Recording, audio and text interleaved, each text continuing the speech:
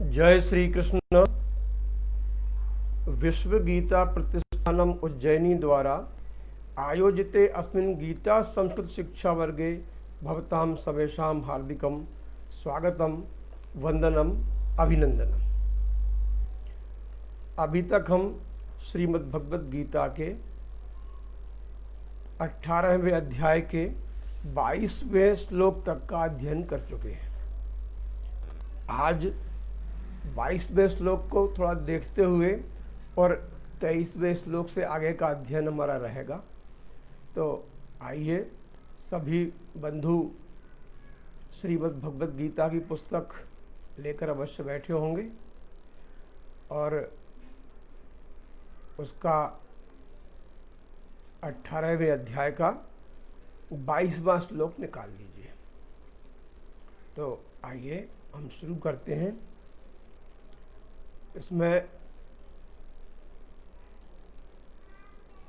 जो हम अध्ययन कर रहे हैं यह मोक्ष संन्यास योग करके है।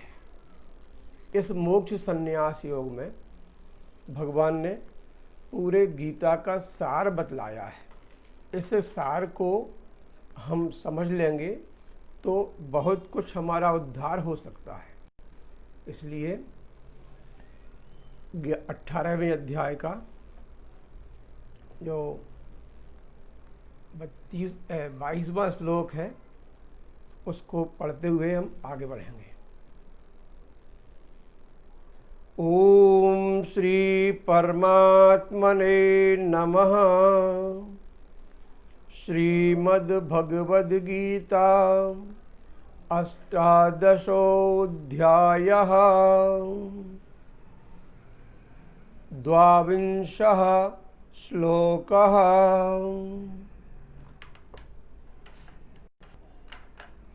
यत्तु कृत्स्नवदेकस्मिन् कार्ये सक्तमहैतुकम् अतत्त्वार्थवदल्पञ्च तत्तामसमुदाहृतम्।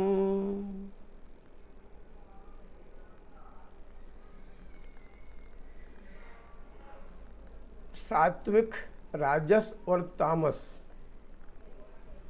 ये 3 प्रकार के ज्ञान की चर्चा कर रहे हैं और उसके अंतर्गत सात्विक ज्ञान की और राजस ज्ञान की चर्चा हो चुकी है। यहाँ तामस ज्ञान की है। थोड़ा पीछे चलते हैं कि ज्ञानम ज्ञेयम परिज्ञाता त्रिविधा कर्म चोदना करणम कर्म करतेति त्रिविधा कर्म संग्रह। कर्म संग्रह जो है वो 3 प्रकार का है, जिसमें ज्ञाता, ज्ञान और ज्ञेय, ये 3 प्रकार की तो कर्म प्रेरणा है और कर्ता, करण और कर्म अर्थात क्रिया, ये 3 प्रकार का कर्म संग्रह है। तो जो ज्ञानम कर्म चा कर्ता चा त्रिधैव गुण भेदतः प्रोच्यते गुण संख्याने यथावच्छृणु तान्यपि। अब ये गुणों की संख्या करने वाले शास्त्र में ज्ञान और कर्म तथा कर्ता गुणों के भेद से 3 प्रकार के बताए गए हैं। इनके बारे में समझें कि सर्वभूतेषु ये नैकम भावमव्ययमीक्षते अविभक्तम विभक्तेषु तज्ज्ञानम विद्धि सात्विकम। जिसको मैं सभी प्राणियों में कर्ता, जो अविनाशी परमात्मा को जो विभाग रहित देखता है, संभाव से देखता है, वह ज्ञान सात्विक ज्ञान है। और जो पृथक्त्वेन, अलग से जो देखता है, पृथक्त्वेन तु यज् ज्ञानम नाना भावान पृथक विधान वेत्ति सर्वेषु भूतेषु तज्ज्ञानम विद्धि राजसम। उस ज्ञान को आप राजस जानिए, जिसमें पृथक पृथक भाव देखते हैं, ये अलग अलग हैं, वो राजसी ज्ञान है। और यत्तु कृत्स्न वदेकस्मिन् कार्ये सक्तम हैतुकम अतत्त्वार्थ बदल्पञ्च तत्तामसमुदाहृतम्। यत्तु जो, परंतु जो ज्ञान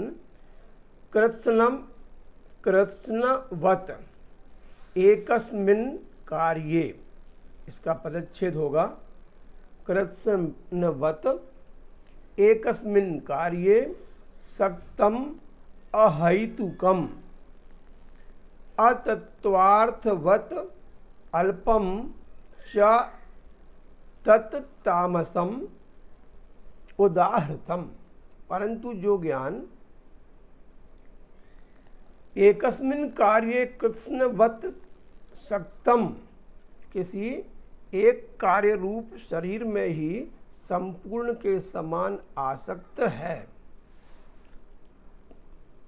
तथा जो अहैतुकम अतत्वार्थवत अल्पम अस्ति। ये तीन प्रकार का। अहैतुक अर्थात बिना किसी प्रकार की युक्ति वाला, थोड़ा भी समझने वाला व्यक्ति विचार न करने से अपने जड़ शरीर और चेतन आत्मा के भेद को समझ नहीं पाता। यहाँ युक्ति और विवेक है, वहाँ ऐसा ज्ञान नहीं रह सकता है, इसलिए शरीर में ही वह सभी प्रकार की आरोप कर लेता है। तात्विकम ज्ञानम अर्थात ये जो ज्ञान है वो अतत्वार्थवत है। वह जो समझता है कि शरीर ही संपूर्ण है कार्य रूप, ऐसा ज्ञान जो है ये तात्विक अर्थ से रहित भी है, बिना किसी प्रकार की युक्ति के है, और अल्पम, अल्पम माने तुच्छम, थोड़ा सा ज्ञान है। इसको तामस ज्ञान कहा गया है। इतनी चर्चा हम कर चुके थे। अगला श्लोक है 23वां। नियतम संगरहितम अरागद्वेषतः कृतम अफल प्रेप्सुना कर्म यत्तत्सात्विकमुच्यते। अब इसके बाद कर्म के लक्षण हैं यहाँ से कि कर्म कौन सा सात्विक है, कौन सा कर्म राजस है और कौन सा कर्म तामस है। तो सबसे पहले सात्विक कर्म के लक्षण बताए जाते हैं कि नियतम संगरहितम अराग द्वेषतः कृतम अफल प्रेप्सुना कर्म यत् तत् सात्विकम उच्यते। यत् कर्म माने जो कर्म, नियतम नियत है। नियत कौन करता है कर्म को? शास्त्र करता है। शास्त्र ने जिसको नियत कर्म किया है वह, जैसे वर्ण, आश्रम, प्रकृति और परिस्थिति की अपेक्षा से मनुष्य के लिए जो शास्त्र विहित कर्म बताए हैं वे सब नियत कर्म हैं। उन शास्त्र विहित नित्य नैमित्तिक कर्मों को कर्तव्य कर्म समझकर जब व्यक्ति करता है तो वह सात्विक हो जाता है।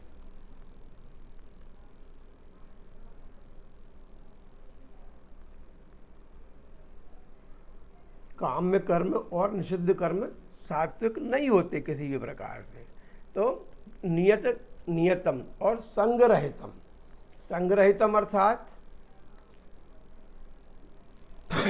आसक्ति से रहित कोई भी कार्य।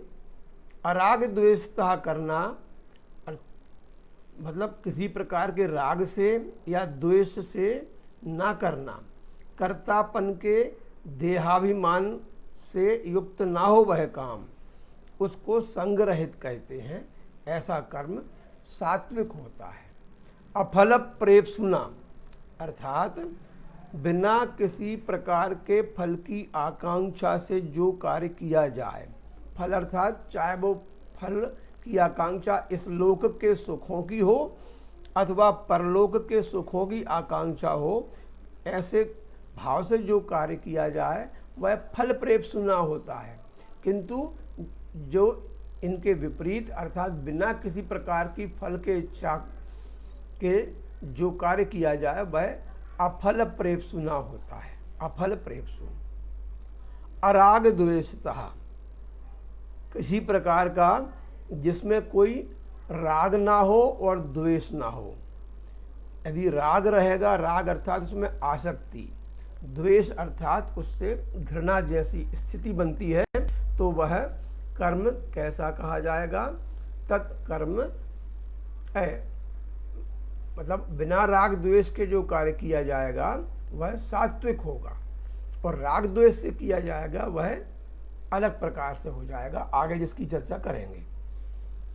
तो इस प्रकार से जो शास्त्र विधि कहती है, जो शास्त्र ने निश्चित कर दिया है, उस कार्य को कर्तापन के अभिमान से रहित होकर किसी प्रकार का फल न चाहने वाले पुरुष द्वारा बिना किसी राग द्वेष के जो किया जाता है वह सात्विक कर्म कहा जाता है। अग्रिमः श्लोकः यत्तु कामेप्सु न कर्म साहंकारेण वा पुनः क्रियते बहुलायासं तद्राजसमुदाहृतम्। आज के अध्याय में बहुत ही अच्छे अच्छे श्लोकों का आगमन है। ये कर्म की बात है, बुद्धि की बात है, फिर कर्ता के लक्षण की बात है, कर्ता कैसा होना चाहिए।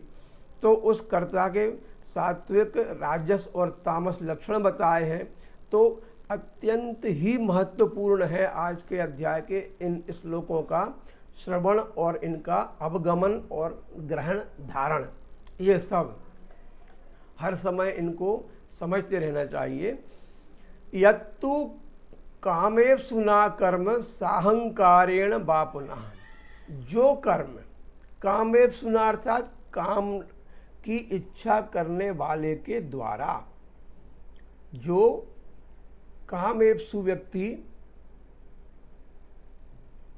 कर्म की इच्छा करने वाला व्यक्ति, साहंकारेण वा पुनः, अहंकार के साथ में अथवा कोई भी कार्य करता है, तो सह जनः रायसी भवति और तत्कर्म रायसम भवति, ऐसा उसमें कहा गया है। यत कर्म बहुलायासम, बहुलायास इसको समझना है थोड़ा, कि बहुलायास अर्थात बहुत परिश्रम करके। कैसे? कि जो कर्म में, जिन कर्मों में नाना प्रकार की बहुत सी क्रियाओं का विधान है और शरीर में अहंकार रहने के कारण जिन कर्मों को मनुष्य भार रूप समझकर बड़े परिश्रम और दुख के साथ पूरे करता है, ऐसे काम्य कर्मों को बहुलायासम कहते हैं। इनमें सात्विक कर्म से राजस कर्म का भेद स्पष्ट है यहाँ पर, कि सात्विक कर्मों के कर्ता का शरीर में अहंकार नहीं होता और कर्मों में कर्तापन का अहंकार भी नहीं होता, इसलिए उस कार्य को करने से किसी प्रकार के परिश्रम या क्लेश का बोध नहीं होता। किसमें? सात्विक कर्म में। सात्विक कर्म जब करते हैं तो हमें ना थकावट होती है, ना हमको किसी प्रकार का और कोई क्लेश होता है, और ना उसके पूरा ना होने पर कोई शोक होता है, और ना पूरा होने पर ना विशेष हर्ष होता है। तो किंतु राजसी व्यक्ति जो है उसको शरीर में कर्तापन का अहंकार भी है, तो वह शरीर के परिश्रम से भी दुखों से दुखी होता है, थक गया, दुख हो गया, उसको कष्ट होने लगा। ऐसे ही लोक दृष्टि से जो कार्य किए जाते हैं, शास्त्र दृष्टि से किए जाते हैं, उनमें सात्विकता होती है और कर्ता द्वारा किसी प्रकार का उनमें अनावश्यक विस्तार नहीं होता। किंतु राजसी कर्मों में आसक्ति और कामना से प्रेरित होकर प्रतिदिन नए नए कर्मों का आरंभ करता है व्यक्ति, तो उसमें ये बहुलायासम विशेषण से बताया है कि परिश्रम करने वाले कर्मों को राजस बताया है, अनावश्यक परिश्रम करते रहना। पुनः कामेप्सुना, कामेप्सुना अर्थात जो इंद्रियां हैं उनमें भोग की प्रवृत्ति होती है, हमेशा वह इंद्रियों के भोग चाहती हैं। जो भी कर्म ज्ञानेंद्रियां हैं, कर्मेंद्रियां हैं, उनके लिए प्रतिदिन मन के लिए प्रतिदिन स्त्री पुत्र धन मकान मान बड़ाई प्रतिष्ठा आदि इस लोक के सुखों की और परलोक के सुखों को भोगने की उनके मन में इच्छा रहती है, उसको बोलते हैं कामेव सुना। साहंकारेण क्रियते, साहंकारेण अर्थात अहंकार पूर्वक, जिसके शरीर में अभिमान है कि मेरा शरीर ऐसा है, मैं ये कार्य करता हूँ, मैं इसका करने वाला हूँ, जो मैं कर सकता हूँ वह और कोई नहीं कर सकता, ये केवल मैं ही कर सकता हूँ, मेरे समान कोई दूसरा नहीं है, ऐसे भावों को जो रखता है, ऐसे अहंकार के भावों से जो किया जाता है, तत् राजसम उदाहृतम, तत्कर्म, वह कर्म जो होता है राजस होता है, इसलिए राजस कर्म को होते हैं। अब एक अंत में आया, इसको बहुत लोग आचरण में लाते हैं इस कर्म को। अनुबंधम क्षयम हिंसाम अनपेक्ष्य च पौरुषम मोहादारभ्यते कर्म यत्तत्तामसमुच्यते।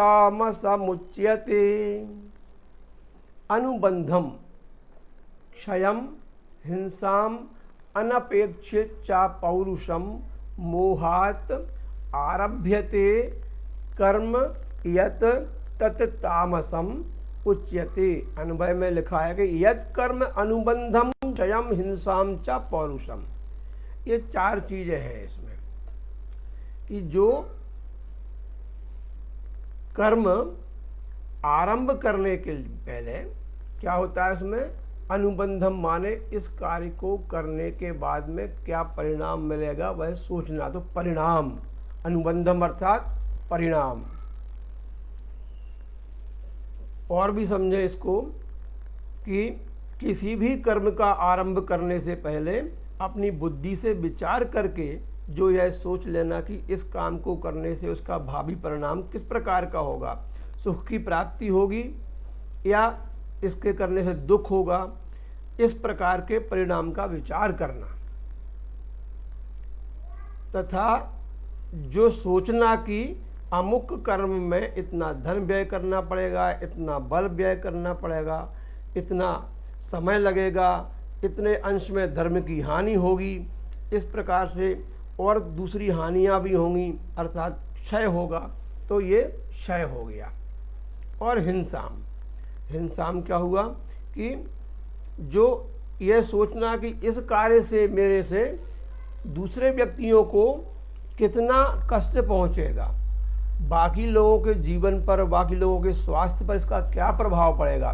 जैसे बहुत सी अनावश्यक फैक्ट्रियां चालू कर देते हैं लोग, उनसे हानिकारक गैसें निकलती हैं या कुछ भी होता है जिससे विनाश होता है, इस बात को सोचे बिना, यह सभी प्रकार के मैनेजमेंट का सूत्र भी है कि जो भी कार्य करते हैं उसमें अनुबंध माने परिणाम की चिंता के बिना, क्षयम भले ही कुछ भी नष्ट हो जाए, कुछ भी कोई भी हानि हो जाए, इसको सोचे बिना, हिंसा को सोचे बिना, जैसे भोपाल में गैस कांड हुआ, तो भाई इसके उस हिंसा को, उस क्षय को, इस परिणाम को ना सोचे बिना केवल लालच से वहाँ उस फैक्ट्री की स्थापना कर दी जिससे गैसें निकली और हजारों लोग आज तक भी अपंग हैं, इस प्रकार से। और पौरुषम, पौरुषम माने वो अपने सामर्थ्य का विचार नहीं करता, मेरी सामर्थ्य क्या है, मैं क्या कर सकता हूं, कितना कर सकता हूं, इसकी चिंता के बिना केवल एक अहंकार से ही करता है कि जो होगा तो देखा जाएगा, मैं तो अभी आरंभ करता हूं, ये पौरुष कहा जाता है। ये पौरुष सात्विक पौरुष नहीं है, ये भी है, इसमें भी बहुत सारी चीजें हैं। तो अनपेक्ष मोहात आरभ्यते, अनपेक्ष माने बिना, जो इनकी अपेक्षा के बिना अनुबंध, क्षय, हिंसा, पौरुष को ना विचार करके केवल मोहात आरभ्यते, मोहात अर्थात अज्ञानात, अज्ञान से आरंभ किया जाता है, वह तामस कर्म है। इस प्रकार से ये तामस कर्म हो गए। अब ये सबसे महत्वपूर्ण श्लोक है ये अगला। अब यहां से ये कर्ता के लक्षण आरंभ होते हैं। यहां तक अभी 3 श्लोकों में ये कर्म के थे। उन्होंने कहा नहीं कि कर्ता कर्म ज्ञान इनकी बात चल रही है, तो अब कर्ता, तो कर्ता के बारे में बताया है। मुक्त संगो न वादी धृत्युत्साह समन्वितः सिद्ध्य सिद्ध्योर्निर्विकारः कर्ता सात्विक उच्यते। कर्ता कैसा होना चाहिए? कर्ता अर्थात कार्यकर्ता। कार्यम करोति यह सह कार्यकर्ता।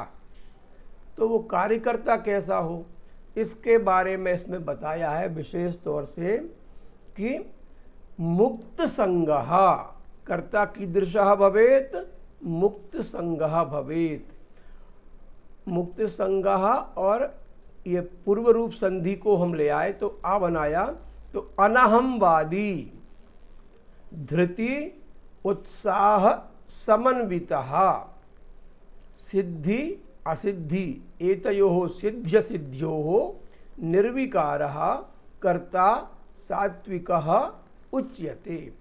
कर्ता एवं भवतु, कर्ता ऐसा होना चाहिए, कैसा?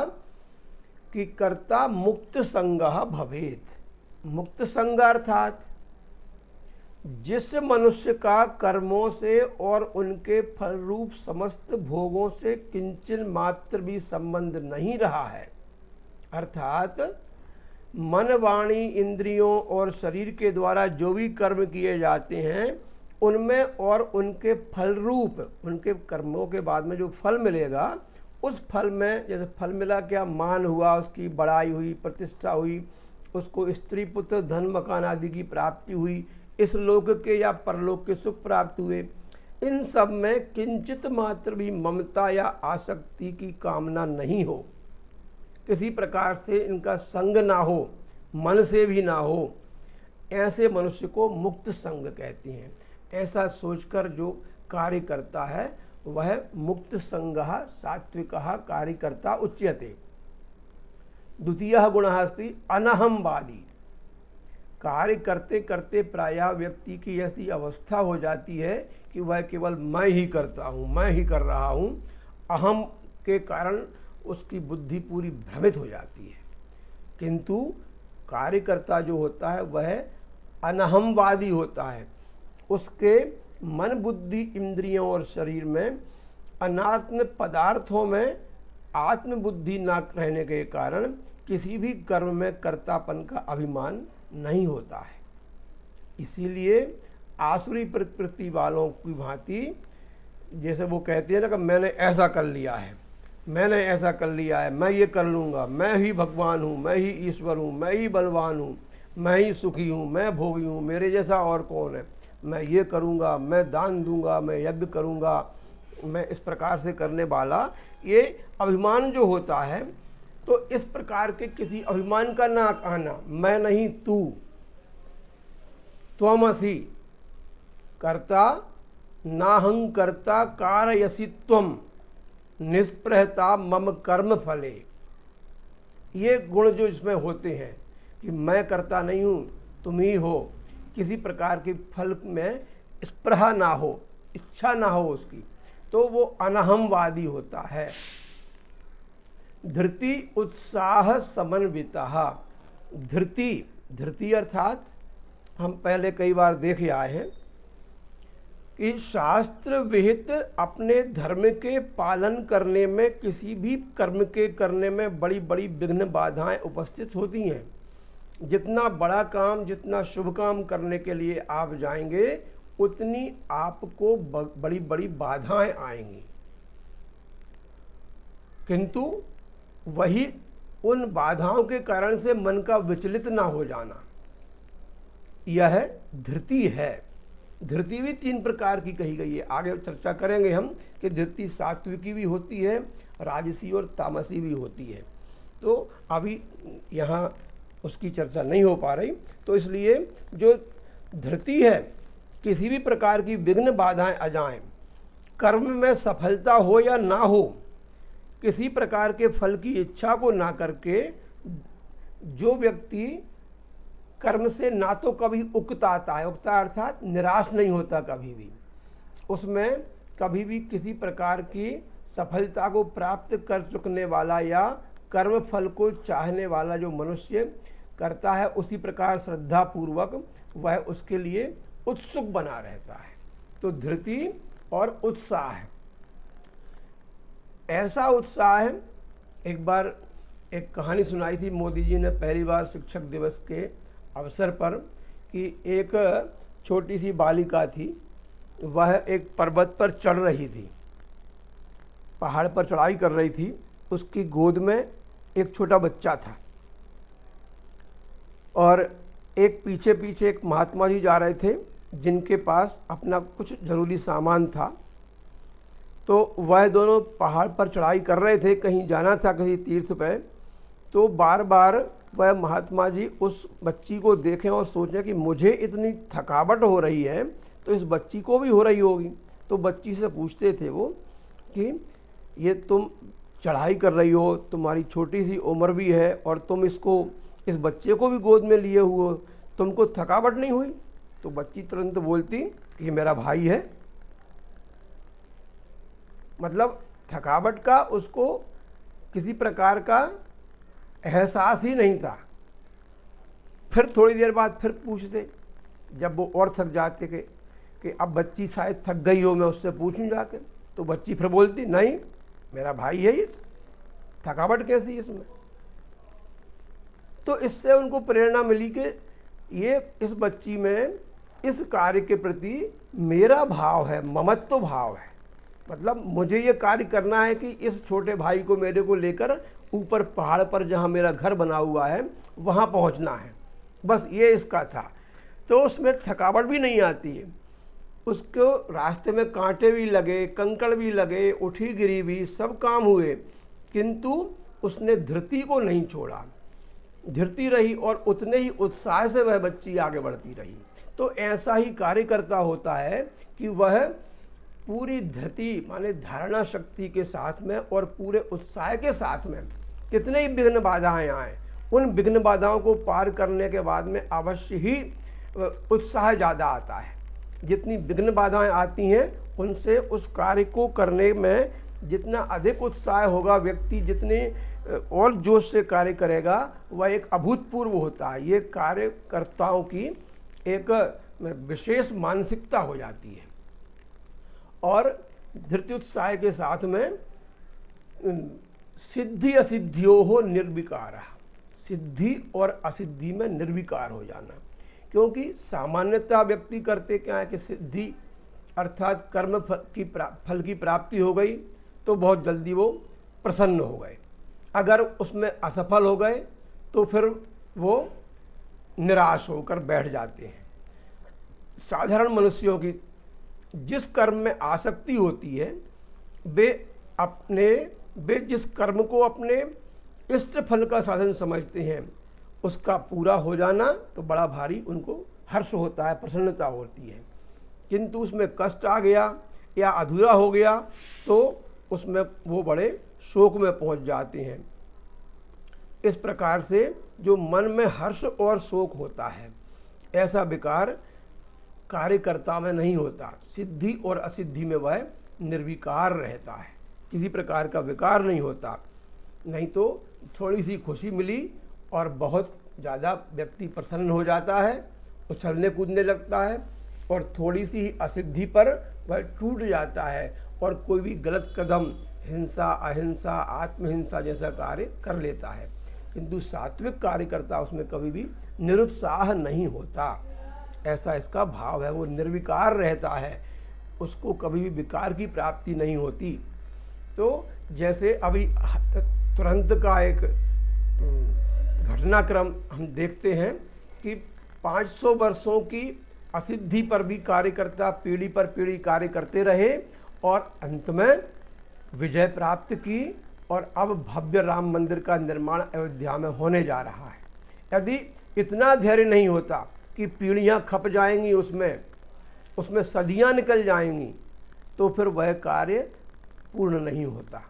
इस प्रकार शांति के रूप में पूरा विश्वव्यापी कार्य हुआ है। तो यह कार्यकर्ता के लक्षण है। उन सब में मुक्त संज्ञा था कि हम रहें या नहीं रहें, इस कार्य में हमारा करना, कार्य को करते रहना हमारा धर्म है। अनहमवादी, यदि मेरे सामने ही बने मैं ही ये कार्य करूं, ये प्रवृत्ति भी नहीं रही उनकी।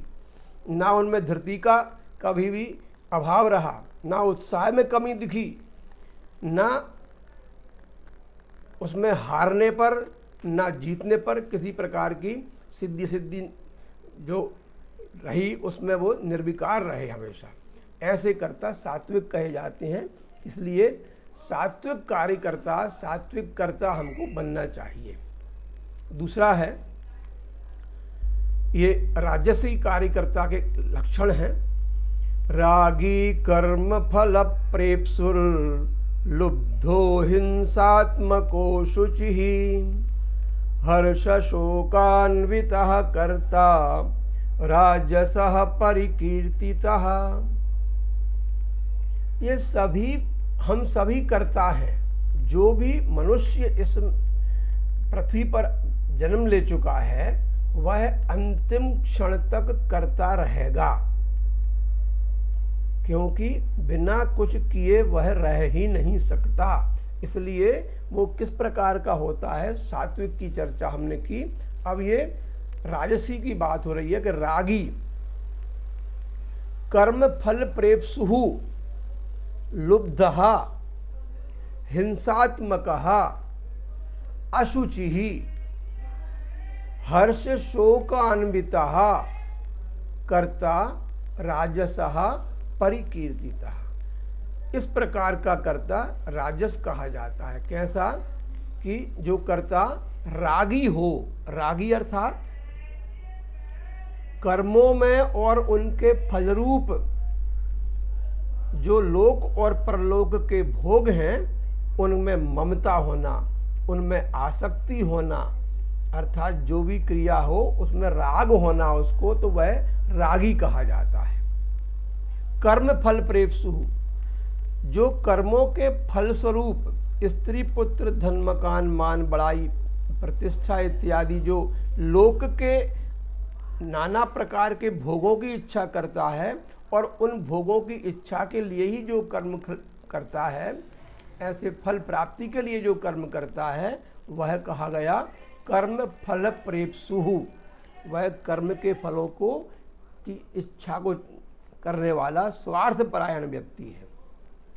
लुब्धः, यह शब्द आया लुब्धः।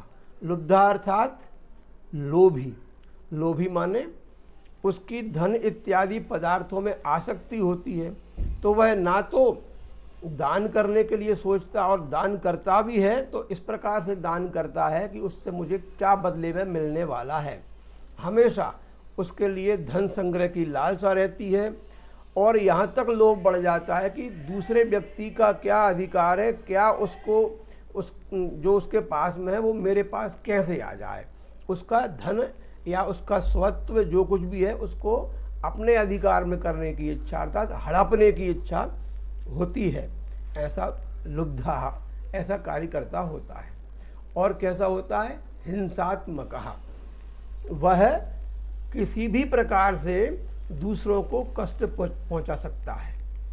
उसकी अभिलाषा राग द्वेष में होती है तो उसके स्वार्थ में भले ही किसी को कष्ट हो जाए, इसको कोई चिंता नहीं है। हिंसा होती है तो हो जाए, ऐसा हिंसा परायण व्यक्ति होता है राजसी। अशुचि, अग्रिमः पदः अस्ति अशुचि। शुचि माने शुद्धि। शुद्धि अर्थात शरीर की और मन की शुद्धि, भीतर और बाहर की शुद्धि। जो शौचाचार है शास्त्रों में जो बताया है कि शरीर की शुद्धि जल से, मिट्टी, साबुन से किस प्रकार से शुद्धि हो, ऐसे ही वस्त्रों की शुद्धि भी हो उसी प्रकार से। फिर यथायोग्य आचरण से वाणी की शुद्धि कैसी हो, अंतःकरण की शुद्धि कैसे हो, इन सब को नहीं जानता जो शौचाचार और सदाचार को त्याग देता है वह अशुचि हो जाता है। तो इस प्रकार से वह अशुचि हुआ, शुचि के कार्यों को न करने वाला। हर्ष शोक अन्वितः,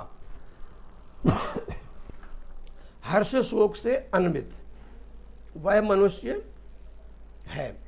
कि कैसे? कि कोई भी काम जब करता है तो काम की सफलता मिली तो हर्ष उत्पन्न हुआ, और थोड़ी असफलता मिली तो शोक हो गया उसको। हर समय घटना में कभी वो शोक में जाता है, कभी हर्ष में जाता है।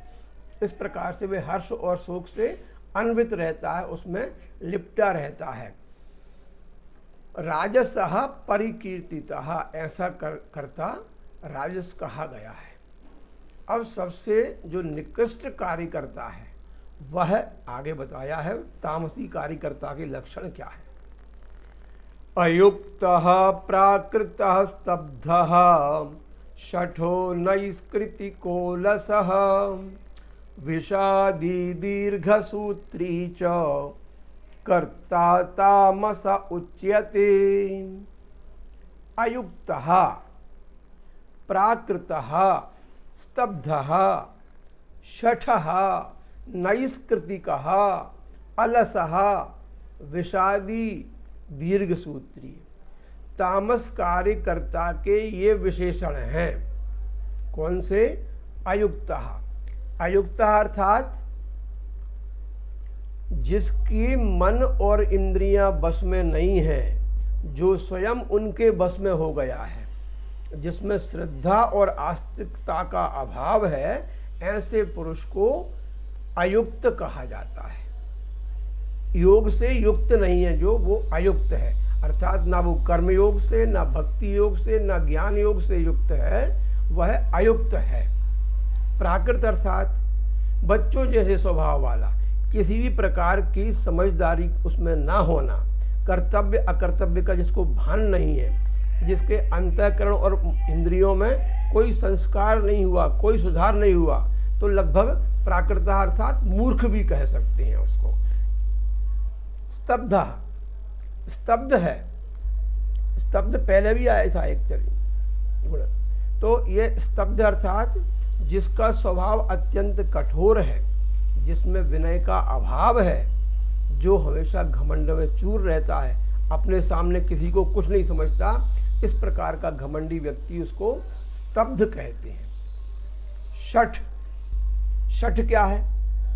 शठ अर्थात दूसरों को ठगने वाला, दूसरों से वंचना करने वाला, अपने मन में द्वेष रखता है, उस द्वेष को छिपाकर गुप्त भाव से दूसरों का बुरा करने वाला, जिसके मन में दूसरों का अनिष्ट करने की लालसा रहती है, दांव पे चलता रहता है हर समय, चाहे वो घर में हो, चाहे वो पड़ोस में हो, संबंधियों के साथ में हो, अपनी वृत्ति या व्यापार में हो, हम हमेशा उसके दिमाग में दांव पे चलते रहते हैं कि किस प्रकार मैं दूसरों को नीचा दिखाऊं और मैं कैसे उनसे आगे बढ़ जाऊं। ऐसे व्यक्ति को शठ कहते हैं। तुलसीदास जी ने सुधरने की प्रवृत्ति बताई है इसकी, तो कि शठ सुधरहि सत्संगति पाई। कैसे? कि जैसे पारस परस कुधात सुवाही, जैसे पारस मणि के संयोग से कुधातु अर्थात लोहा भी सोना बन जाता है, ऐसे ही शठ लोग सत्संगति से सुधर जाते हैं। तो इन्हें शठ लोगों को सत्संगति की आवश्यकता होती है। इसलिए जो सज्जन पुरुष हैं वह सज्जनता का और शास्त्रीय मत का प्रचार प्रसार करें, उसके लिए आगे आएं और ऐसे लोगों को छांटें और उनको संगत के साथ में धीरे धीरे उनको रास्ते पर लाने का प्रयत्न करें, तो वो लोग ठीक हो सकते हैं। अग्रिम पद है नैष्कृतिकः। नैष्कृतिकः अर्थात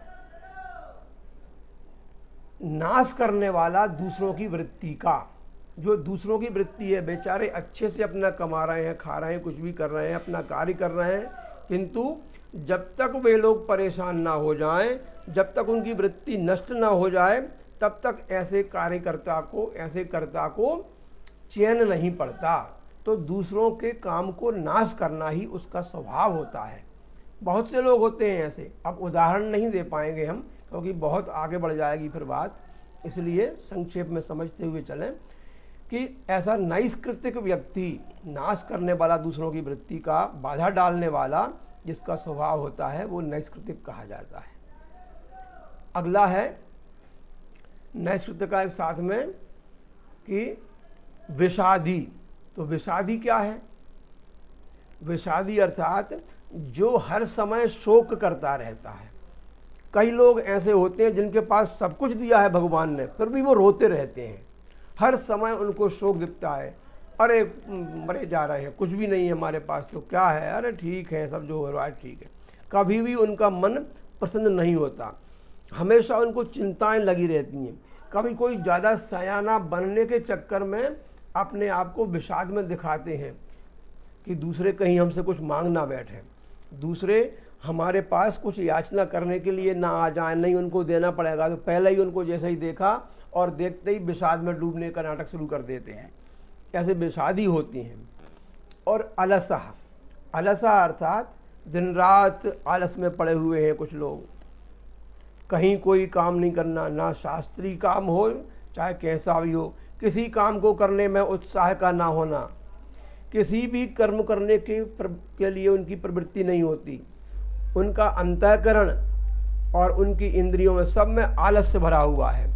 ऐसे आलस्य भरते हुए धीरे धीरे वह आलस्य पूरे शरीर में फैल जाता है, और जैसे शरीर की उनकी मांसपेशियां हैं, शरीर का पूरा सिस्टम जो है वह भी धीरे धीरे निष्क्रिय सा होता जाता है, साथ में बुद्धि भी निष्क्रिय होती जाती है। और ऐसे निष्क्रिय होते होते कई लोग वो ऐसे ही चले जाते हैं और कुछ नहीं कर पाते हैं, पूरा जीवन यूं ही निकाल देते हैं, एक पशुवत भोग योनि के समान। जैसे कीड़े मकोड़े होते हैं, पशु पक्षी होते हैं जो भोग योनियाँ कि मिल गया सो खा लिया पड़े हुए हैं, ऐसे विचार के लोग जो होते हैं वो अलसहा, ऐसा पद का उनमें प्रयोग किया है। अग्र में दीर्घ सूत्री, ये प्रायः 90% से अधिक लोगों में पाया जाता है कि दीर्घ सूत्री अर्थात कोई भी कार्य आरंभ हुआ तो उसको फिर पूरा नहीं करेंगे, चल रहा है धीरे धीरे, ठीक है कर लेंगे, थोड़ी देर से कर लेंगे, अब कल कर लेंगे, अब बस अगले हफ्ते कर ही लेंगे, पक्का अगले महीने तो कर ही लेंगे। ऐसे आज कल ये करते करते वह इतना समय निकाल देते हैं कि उस कार्य का पूरा रस समाप्त हो जाता है। कालह पिबति तद रसम, और समय निकल जाता है, फिर बाद में पछताते हैं कि यार हमने तो सोचा था ये करेंगे लेकिन नहीं कर पाए। तो ऐसा कर्ता जो होता है वह दीर्घ सूत्री कहा जाता है। दीर्घम सूत्रम धारयति यह सह दीर्घ सूत्री, इसको तामस कर्ता कहते हैं। तामस कार्यकर्ता के लक्षण हैं, किसी में कुछ थोड़े हो सकते हैं, किसी में अधिक हो सकते हैं। अब ने ऐसा क्यों कहा है, तामस का फिर क्या होता है? तो ऐसे तामसी कार्यकर्ता जो होते हैं ये फिर नीच योनियों में जन्म लेते हैं आगे जाकर। अगर किसी का स्वभाव पड़े रहने का है तो वो अजगर बन जाता है, किसी का स्वभाव पशुओं की तरह है तो पशु बन जाते हैं, पक्षियों की तरह है तो पक्षी बन जाते हैं। ऐसी नीच विभिन्न भोग योनियों में जन्म लेते हैं। राजसी कार्यकर्ता मनुष्य के रूप में जन्म लेते हैं और सात्विक कार्यकर्ता ईश्वर को प्राप्त होते हैं। इस प्रकार से ये सात्विक, राजस और तामस 3 प्रकार के कार्यकर्ताओं के लक्षण हमने देखे संक्षेप में, विस्तार तो बहुत हो सकता है। अब इसके पश्चात अगला कार्य है बुद्धि के भेद। जो बुद्धि है उसके भेद, बुद्धेर्भेदम धृतेश्चैव गुणतस्त्रिविधम शृणु प्रोच्यमानमशेषेण पृथक्त्वेन धनंजय। बुद्धेः भेदम, बुद्धि के भेद, धृतेः चा एव भेदम, और धृति के भी भेद, गुणतः उनके गुणों के अनुसार, त्रिविधम शृणु, गुणतः त्रिविधम शृणु, गुणों के अनुसार 3 प्रकार के हैं वो सुनिए। प्रोच्यमानम अशेषेण पृथक्त्वेन धनंजय। हे धनंजय, बुद्धेः च धृतेः एव गुणतः त्रिविधम भेदम मया अशेषेण पृथक्त्वेन प्रोच्यमानम। सुनिए, अब ये बुद्धि और धृति, पहले समझ लिया कि बुद्धि क्या है और धृति क्या है। तो बुद्धि शब्द यहां उसमें कहा है कि तत्र निश्चयात्मिका बुद्धि, बुद्धि जो होती है वो निश्चयात्मिका होती है, उसमें निर्णय लेने की क्षमता होती है। जिसमें निश्चयात्मकता होती है वह बुद्धि कही जाती। बोलते हैं यह कम बुद्धि का है, अर्थात जिसमें निर्णय लेने का, निश्चय करने का पावर नहीं है, वह कम बुद्धि का कहा जाता है। इसलिए बुद्धि का भेद यह है कि जिसमें निर्णयात्मकता होती है कि हाँ मेरा ये कर्तव्य कर्म है, मुझे ये करना चाहिए, मैं ये करना आरंभ करता हूँ, वह बुद्धि का भेद है निश्चयात्मिका। तो निर्णय लेना, निश्चय करना, ये शक्ति विशेष है बुद्धि की, इसको अंतःकरण भी कहते हैं। और जिस ज्ञान के 3 भेद बतलाए हैं वह बुद्धि से उत्पन्न होने वाला ज्ञान यानी बुद्धि की वृत्ति विशेष है। वह बुद्धि जिसका कारण है उसमें ज्ञान शब्द कर्म प्रेरणा के अंतर्गत है और बुद्धि का ग्रहण करण के नाम से कर्म संग्रह में किया गया है। वही ज्ञान का और बुद्धि का भेद है। ज्ञान होना माने ज्ञान करना, ज्ञान जान लेना, और बुद्धि जो है वो जानती है। यहाँ कर्म संग्रह में वर्णित करणों से सात्विक राजस तामस भेदों को भली भांति समझाने के लिए प्रधान करण बुद्धि के 3 भेद बताए जाते हैं। अब धृति क्या है? धृति जो है वह धारण करने की शक्ति, ध्री धातु से निष्पन्न है। बुद्धि बुद्ध धातु से निष्पन्न थी, धृति में ध्री धातु में 3 प्रत्यय लगा हुआ है। तो धृति धारणा करने की, धारण करने की जो शक्ति विशेष है, तो ये भी बुद्धि की ही वृत्ति है। भाई धृति किस में होती है? बुद्धि में होती है। यदि बुद्धि में धारणा शक्ति है तो वो बुद्धि अच्छी है। तो मनुष्य किसी भी क्रिया या भाव को इसी शक्ति के द्वारा दृढ़ता पूर्वक धारण करता है। इस कारण वह करण के अंतर्गत ही माना जाता है। सात्विक कर्ता के लक्षणों में धृति का प्रयोग हुआ है। इससे यह समझने की गुंजाइश भी हो जाती है कि धृति केवल सात्विक ही नहीं होती, धृति के भी 3 भेद होते हैं, वो भी सात्विक और राजस और तामस।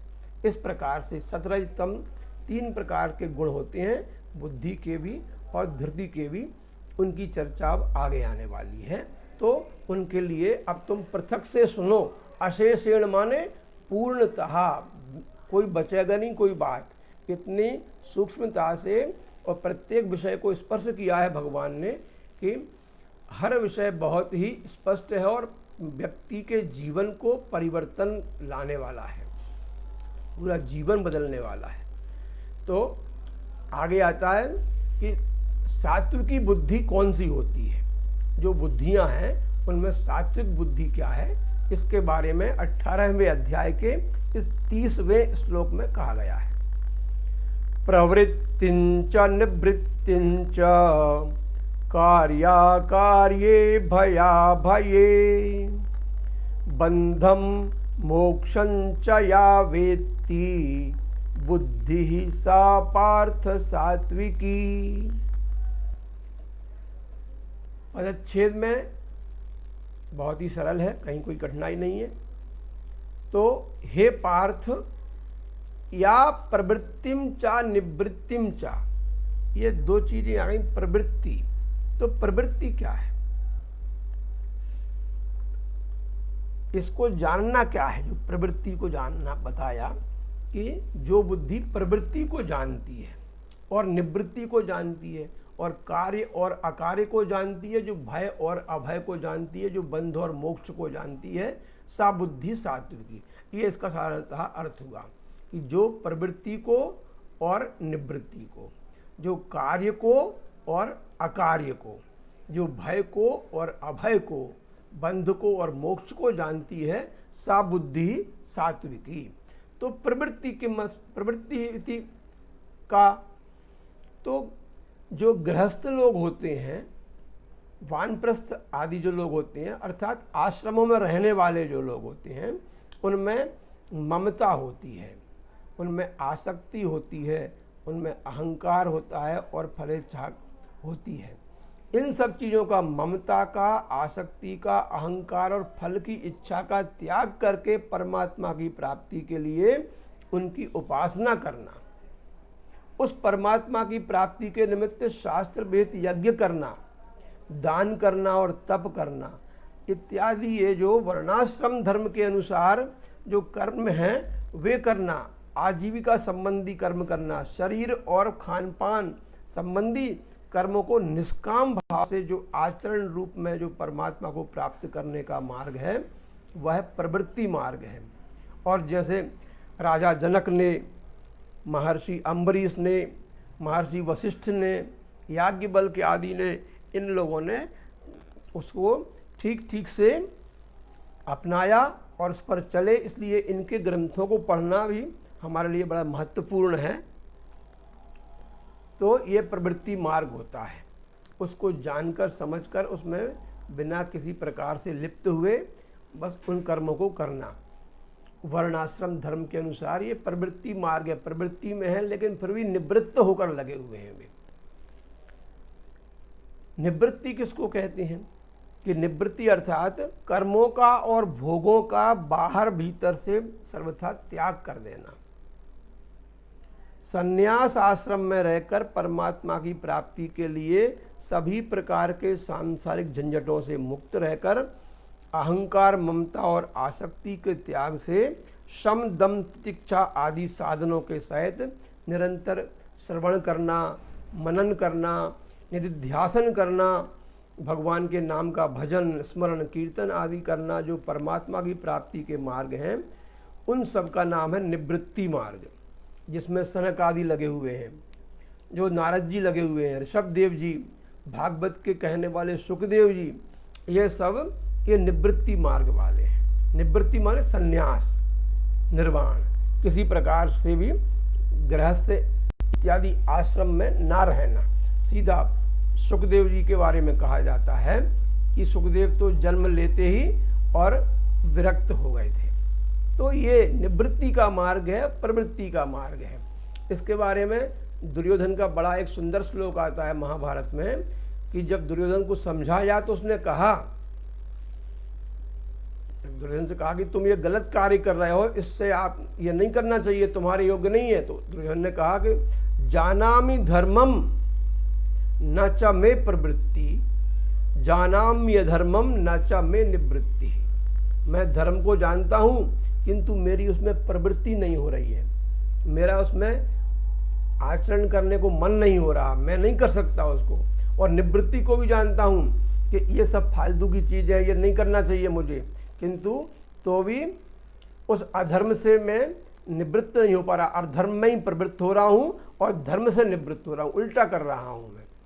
अब न जाने किसने मुझे बनाया है, किसके लिए बनाया है, तो मैं तो लगा हुआ हूं अपने काम में। तो मोहात, वो ये सब मोह होता है, जो बुद्धि तामसी होती है वो इन चीज़ों को लाती है। तो हम तो यहाँ बात कर रहे हैं सात्विकी बुद्धि को, कि जो बुद्धि प्रवृत्ति को और निवृत्ति को ठीक से जानती है वह वृत्ति सात्विकी होती है। अब कर्तव्य क्या है, कार्यम किम अकार्यम किम, यही तो महत्वपूर्ण है सबसे अधिक, कि क्या कार्य है और क्या अकार्य है। कार्य अर्थात क्रि धातु में नियत प्रत्यय लगा हुआ है, तो कार्य अर्थात करने योग्य, कर्तव्य, करणीयम किम अस्ति, अकरणीयम च किम अस्ति, अकर्तव्यम किम अस्ति, कर्तव्यम च किम अस्ति इति, इनको जानना। तो वही वर्ण के अनुसार, आश्रम के अनुसार, अपनी प्रकृति के अनुसार, परिस्थितियां और देश काल जो होता है इसके अनुसार जिस समय जो कर्म करना उचित है वही उसके लिए कर्तव्य है, और जिस समय जिसके लिए जिस कर्म का त्याग उचित है वह भी उसके लिए कर्तव्य है। इन दोनों को जो भली भांति समझ लेता है वह ही कार्य के सामने आने पर उसके लिए कर्तव्य करता है, और अकार्य के सामने आने पर अकर्तव्य मानकर उसको जानकर छोड़ देता है। ये कार्य और अकार्य है, और चर्चा इसकी आगे आएगी। भय और अभय, भया भये, भयम किमस्ति अभयम च किमस्ति। भय और अभय ये दोनों क्या है। ये भय जो है किसी दुख देने वाली वस्तु या घटना के सामने आ जाने पर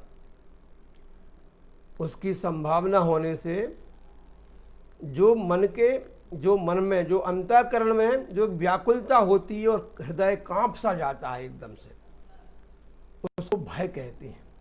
और उसके विपरीत जो भय के अभाव की वृत्ति है उसे अभय कहते हैं। इन दोनों को तत्व रूप से जान लेना ही भय और अभय को जान लेना है। और मनुष्य को भय जिन जिन कारणों से होता है उनसे निवृत्ति हो तो वह अभय हो सकता है। इस विषय को जानकर जो निर्भय हो जाता है, भय और अभय से अलग हो जाना, इसको बोलते हैं निर्भय हो जाना। तो वही व्यक्ति जो है, वही बुद्धि जो है वो सात्विकी है। इसका ये बंधम चा मोक्षम चा, और बंध और मोक्ष क्या है?